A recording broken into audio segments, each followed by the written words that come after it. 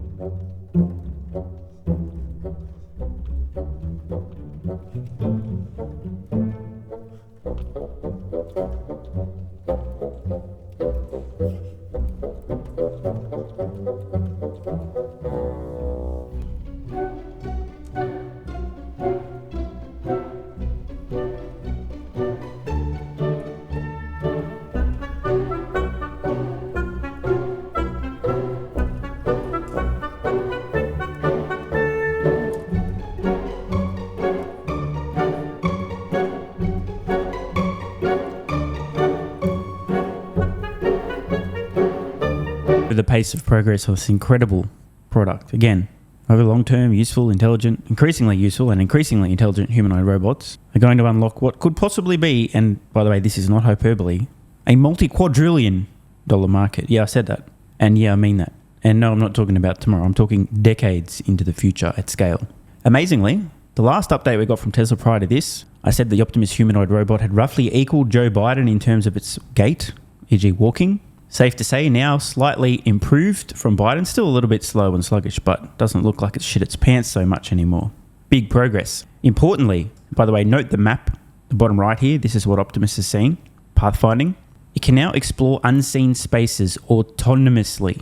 Obviously, as I've said in the past, a lot of what Tesla's built with their vehicles in terms of FSD navigating the real world, avoiding objects, avoiding collisions, transplant straight into the brain of Optimus, a few tweaks, bam, you're most of the way there. Now, this is very impressive. And remember, the caption here, navigating autonomously, right? It hasn't been pre-programmed to walk a certain loop. It's looking into the world, seeing objects and the environment, planning a path and navigating around things. And importantly, check this out, a mind-blowing moment. Together, multiple bots build a shared understanding of their surroundings. So imagine, for example, you're a company that has a bunch of Optimus humanoid robots working in factories. You now have a bot fleet within your factory, within your business, the buildings, mapping the environment and sharing that information among one another. So in theory, an Optimus that's never actually walked through an environment, brand new Optimus, right? It's first day at work, without actually knowing the structure of the building, it's already got a map of everywhere, where it can and can't walk, vertical surfaces, horizontal stairs, everything. This will be powerful. And just a quick detour, imagine, by the way, you understand Google Street View and Google Earth. Now imagine, in the future, the equivalent, having Optimus humanoid robots, having created 3D environments, maps of buildings and factories around the world. That could potentially be a very valuable data source. Not sure how it will be used yet, but hey.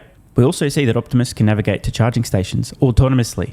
And yes, it does have a rear camera, presumably not in its rear, but 360-degree vision. Now, I noticed something interesting here. This is an 11-kilogram tray. For context, a petite woman's probably about 50, 55 kilos at most. I said petite, by the way, not your fat girlfriend. So, reasonable. Interestingly, and this is quite curious though, look how the Optimus picks up the tray. That's wild. And dare I say, probably a little dumb. Obviously, Tesla quite confident.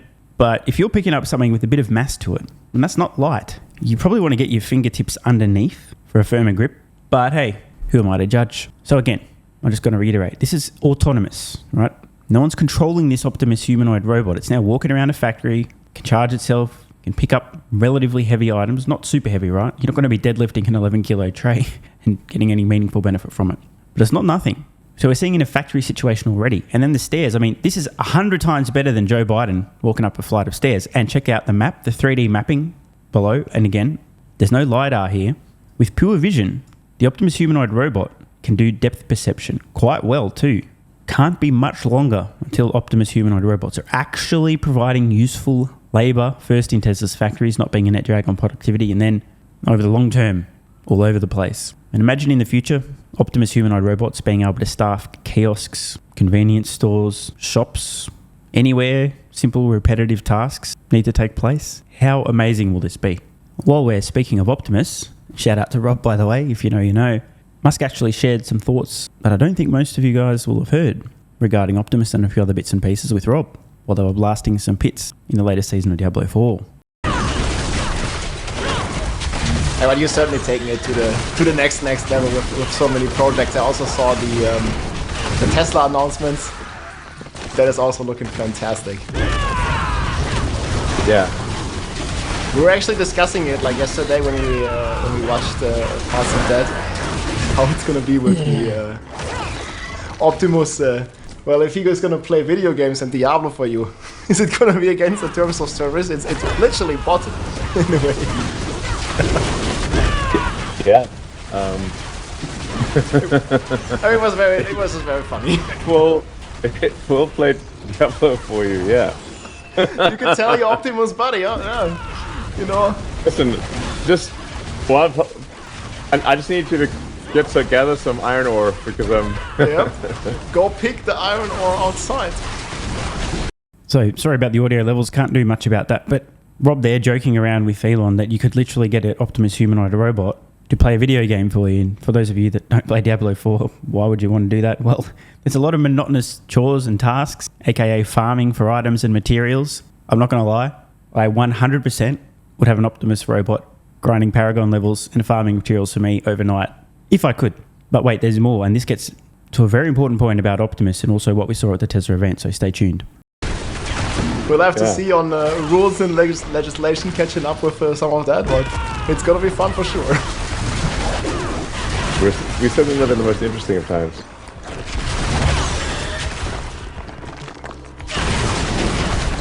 I would imagine that's going to be a pretty niche use, but there's going to be so many use cases.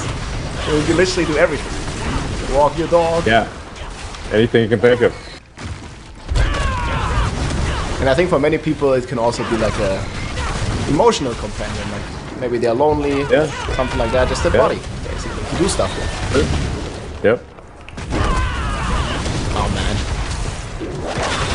It's so exciting. And I believe you said like something about like 2026 or something for the first stuff, or was that about the Robo cap? Yeah, I guess there's a lot of things happening in 26.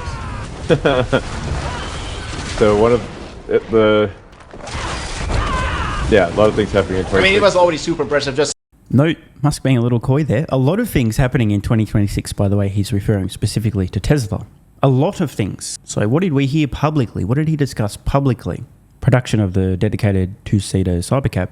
Was there anything else that was disclosed publicly that's happening within Tesla in 2026? Because if there was, I somehow missed it.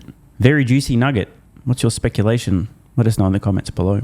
to see it like the Optimus robots like serving drinks and like being in the middle of the crowd, like of people. Yeah. Like that was already like insane. And the dancing. Yeah. And the dancing. I mean, the thing is, like, a bunch of the stuff is, it's not particularly hard. I mean, you look at how good an LLM is with conversation. And you can say to an LLM, pretend you're a robot, you're talking to a crowd of people, and they're going to ask you questions, and you have to stay in character and be a robot at a... You're Optimus, you're at... you're at an event, and people are going to ask you questions, and you have to answer the questions and stay in character. No problem.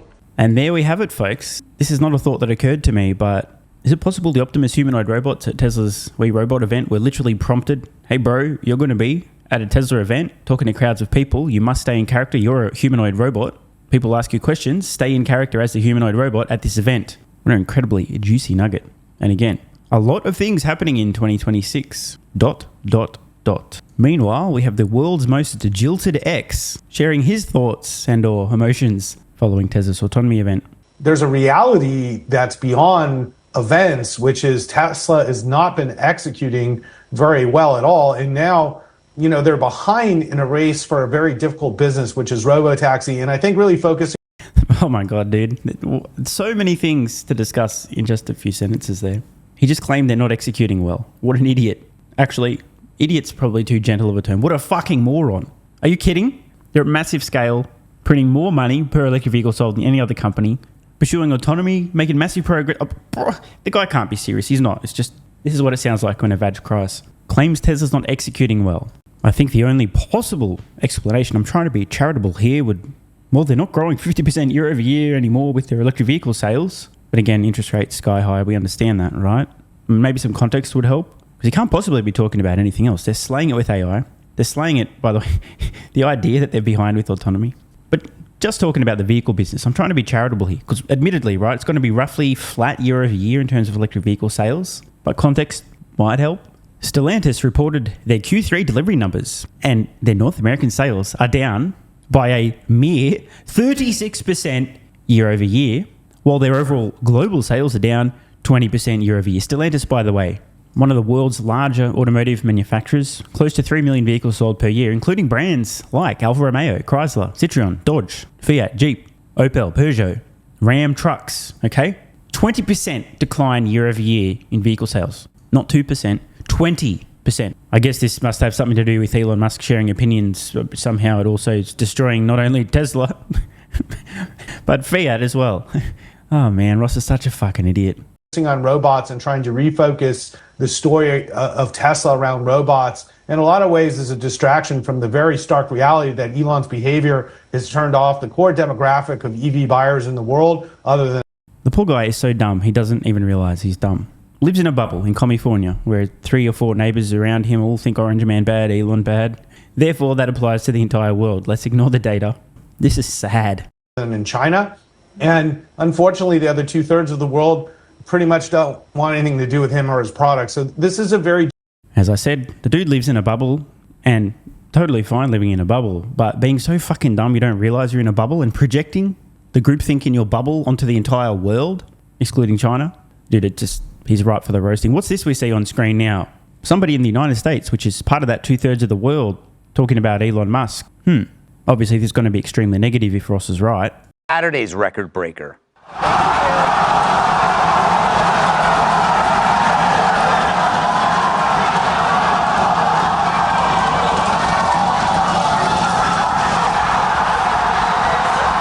That was a first. Nobody else in the history of the world has ever done that. Well, I once caught something shaped like a rocket, and boy did the ER have a challenge removing that. Wasn't even July 4th. Fact is, Musk beat NASA with far less employees and cash, and he did it while also trying to cure disease, protect press freedom, and create an army of obedient robots. At least I hope they're obedient. When I say eliminate Ducey, I don't want an argument. Musk is changing the world, and these bureaucrats think they can get him to shut up. They can't, and that drives him crazy. Because he embraces the call for adventure, which is the complete opposite of a bureaucrat. A bureaucrat exists purely to seek comfort, building a padded world around him without achieving a thing. Once a bureaucrat is born, its only goal is to feather its nest before it dies. But Musk is the enemy of comfort, which is weird for a billionaire. In fact, it makes being a billionaire the least interesting thing about him. He realizes that becoming comfortable with life makes you a menace to everyone else. Because when you have no challenges, you use that time to infringe on others, like a bureaucrat. Or try to force yourself onto the board of directors of a company. Wait, why did I say that? Let's move on. Bureaucrat. Do bureaucrats ever learn from failure? No. They avoid failure by avoiding everything worthwhile. So when they see someone who chases a challenge, they resent him. They've given up on their dreams, so they expect you to do the same. See, for Musk, it's about failure more than success. Failure becomes the next challenge, which becomes the next opportunity, which leads to wisdom. Compare that to those who despise him. They say it's over political beliefs, but it's far deeper. They don't have faith in themselves, and they hate those who do. Oh, shit. I think you might be hitting the nail on the head here. Obviously, this has nothing to do with the clip we've just watched. Totally unrelated. I just thought I'd randomly play it. Now, they could be inspired by him, but it's just easier to envy him and become an obstacle to the achievement of others. But look, you don't need to agree with his opinions. It's a free country. You have the right to talk back to him or anybody else. But when you try to stifle scientific progress because you hate a candidate, You're not the good guys. Maybe it should be you that we're launching into space. Saturday's. Now, call me crazy, but this appeared to be an extremely positive piece on primetime television about Elon Musk. But I just heard moments ago, apparently he's turning off people around the world. Everyone hates him, etc. Anyway, back to the guy in the suit humiliating himself. Difficult time because Tesla makes the best EV vehicles in the world, and yet it has the worst marketing CEO anybody could ever ask for. Oh man, this is just, I swear, man, it's like, if there was a character in a film, this would be the guy. The worst marketing CEO, he can't be serious. Like, he actually can't be serious. I don't think he is. Maybe he just actually has a humiliation fetish. I mean, or maybe it's just a combination of EDS plus TDS. Tesla having spent almost zero money in their lifetime on advertising, strongest brand everyone loves, apart from people living in slight thought bubbles in California because Elon bad, because Orange Man bad. Have you not seen what happens when a Cybertruck is driving around? Of course you've seen, right? People lose their fucking mind. Kids especially go berserk. Musk has a few 100 million people following him on X. Musk and his company's talked about constantly in the media. I mean, come on. You have to be kidding me. Worst marketing CEO when he comes... What?